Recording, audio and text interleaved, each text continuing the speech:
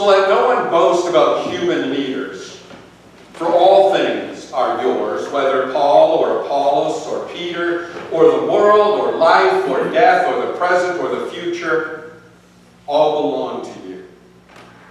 And you belong to Christ, and Christ belongs to God.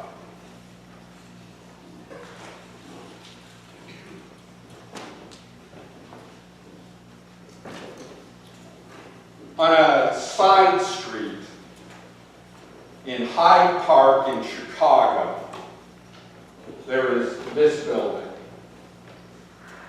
It is a monolithic structure with huge pillars, as you can see, a great front entrance that probably reaches as high as this church does. And it's a dome. It's a great big huge dome that just dominates the landscape around it. If you go up to the door and peek through the keyhole, because that's the only way you can see inside, you can see that the interior is all under this great dome, and it's a huge space that could easily seat hundreds of people. And it's abandoned. My friend, Tom, and I, when we were doing our doctoral studies in Chicago, would often walk down this street and dream about what we could do with that space. The things that could happen. We talked about, creating a justice institute that would work in the community to help encourage a spirit of justice, a spirit of righteousness amongst the people. We talked about creating a halfway center where people who were in trouble with the law or having difficulties fitting into society could come and find a spirit of welcome, a safe place to be. We talked about just creating a community center, a place where anyone from any walk of life could come and know that in this place, for this moment while they are there, they belonged somewhere. But we, of course, never saw any of that come to fruition. On November 30th of this month coming, the next time I'm scheduled to preach is in San Jose, California, where I'm going to be preaching the induction service of my friend Tom in his church in California. I'll try not to send your postcards. The reason I wanted to share that image with you, though, is because this is a church. It was erected in 1915. It was the 10th church, this was the title, the 10th Church of Christ Scientist in Hyde Park. It survived as a congregation to 1963. A number of years later, it was taken over by the United Church of Christ in Hyde Park, which survived till 1996. And then in 1996, that church closed, and the building has stood there ever since. There's a debate going on in the community that surrounds this building as to what should happen to the property.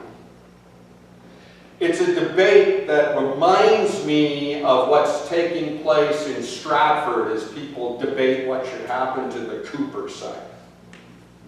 It is equally frustrating. It is equally divisive. And it is equally futile. Some people within the community, because this This church, for the size of it, for the monolithic stature of it, is surrounded by condominiums, by 3-story walk-up apartments, by grand old houses. So it looks entirely out of place. But the debate around it is whether they should just bulldoze it, tear it down entirely. It really has deteriorated over the years. Tom and I shouldn't say this, really. Tom and I tried to break in once in order to get a really good look inside. But we found that the boards across the windows were a little too tight, and so we couldn't do that. But from what I read about this place, it probably was a good thing we couldn't get in, because there's plaster falling from the ceilings and the floor is unsecure and all of that stuff. And so it's not a very glamorous place. So some people think we should just bulldoze it, get rid of it entirely. Other people would like to tear it down, but leave the facade, leave that, and then build a condominium behind it. But then there are people who really don't know what to do with it, who are just totally confounded and confused as to what to do with this structure in the midst of their community. The really fascinating part about all of this, because I did read up on the history of it, is that the community is far more engaged in this church as an abandoned hulk than it ever was when it was an active congregation. Even the churches around there want nothing to do with it. They don't know what to do with it. It's the 10th Church of Christ Scientists in Hyde Park. So you might think, well, the Church of Christ Scientists might want something to do with it, but no, they don't. Because believe it or not, there are 4 other churches of Christ Scientists in Hyde Park. So they're prepared to let it go.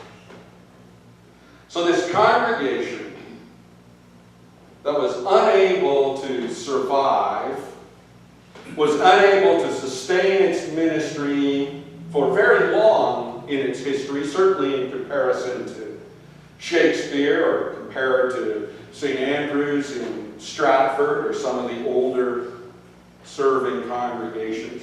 This congregation that wasn't able to survive all of that long, was unable to really connect with the community in a sustainable way, now finds that it is much more interesting to the community as an abandoned hulk than it ever was as an active congregation. And that's part of the thing, part of the challenge that rural churches especially are facing in this day and age. The fact that as congregations dwindle down, become less, maybe they close and the buildings are left, and no one knows what to do with the buildings. We've had buildings sold in the presbytery over the last number of years. The church in Clinton was sold, the church in Hensel was sold, and a few others. And you would think that you would get a fair dollar for those, but they really are only good for the land. Most people who buy them just look to bulldoze them, tear them down, and build something new. I think the church in Clinton sold for like $20,000, because that was all they could get for it. Churches have a challenge in front of them, and we've talked about this a number of times. They have a challenge in front of them with regards to making themselves known, making themselves connected to the communities around them. The 10th Church of Christ, scientists in Hyde Park, wasn't able to do that. And even the congregation that came after it was there for an even shorter time, wasn't able to do that. So how do we, as a congregation, as a people of God, create connection with the wider community? We make them notice us. We make them notice us. As I talked about before, one of the things that you run into is when you've had a church building in a community for as long as Shakespeare has had your church building in the community, it becomes part of the background. It becomes just part of the scenery. People don't notice it in quite the same way, especially if it doesn't have any particular value to them, if they don't feel any particular connection to it. And so they might use it as a landmark. Oh, you want to find Alec McMillan's place? You go down to the corner where the church is, and you turn right.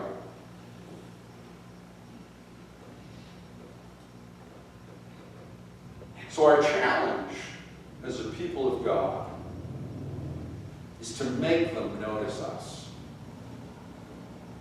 To not passively wait for them to arrive.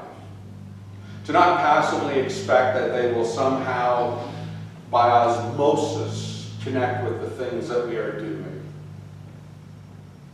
But to actually, purposefully make them connect with us. And we do that through a number of ways. And we've talked about some of those ways already. We've talked about the community care team and how it's going to reach out both into the congregation and into the wider community to share a compassionate ministry with those who are in need, in nursing homes, in hospitals, for those who are homebound, for those who just need a spirit of support in their lives. We've talked about the newsletter and the fact that it's going to go out into the community to let people know about the things that we are doing as a church, as a congregation.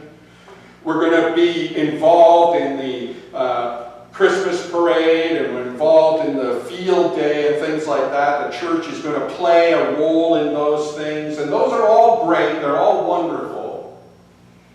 But that's not what I mean about making them notice us.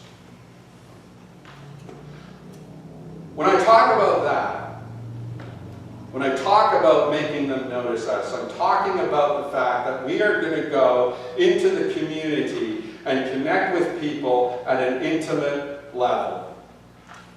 Connect with them at their place of greatest need. Connect with them when they are hurting, when they are confused by life, when they are confronted by horrors and tragedies like we experienced this week on Parliament Hill and in Quebec. And they wonder why such things happen, and they wonder how to respond to that. The church, in its relationships, in its caring spirit, in its outreach, in its ability to communicate to the community around us, that this is a place of understanding, a place of welcome, a spirit of peace, then we are making them notice us. We are making them notice us by the developing of relationships that we have, maybe with our neighbor. And in very simple ways. It might be as simple as just, shoveling their drive. It might be as simple as befriending them when they move into the community for the first time. It might be as simple as forgiving them when they're burdened by some issue of life, whether you are responsible or not. Make them notice you. Make them notice you. Be a congregation that is so loving, so connected, that it cannot be contained within the monolithic structure that sits at the crossroads. But it has to go into the community. It has to connect with the lives of people around us. It has to go and make people aware that in this church and out of this church, the love of Christ flows. Do not let the community argue over your dry bones. Do not let the community dismiss what takes place here as, oh, that's the Presbyterians. They've always been there. Do not let Shakespeare Church become the 10th church of Christ Scientist in Hyde Park. I don't believe you will, because whenever we are together, I see the energy and the love and the passion and the compassion that you share with each other. I see the strength and support that you give to each other, the concerns that you share. Already the community care team, which has only met a couple of times, has a list of people that they will be visiting. A list of people that they will be going to communicate to them in nursing homes and those who are homebound that the love of Christ is here. And that the love of Christ is given to you. So I hope that you will continue to live out that ministry and the things that you do. I hope that you will continue to fulfill the vision that you have as a congregation, because it is indeed a great vision. It's meaningful, it's achievable, it's directive, it's inspiring. And if you live it out, they will notice you. If you live it out, they will not help but notice you. Because the grace of God, the Spirit of Christ lives here. And through that, you create connections with your community that will prove to them over and over again that that Spirit, that grace, is theirs as well. That it is not limited to the structure on the corner, but it is there for all God's people. And that they themselves are God's people.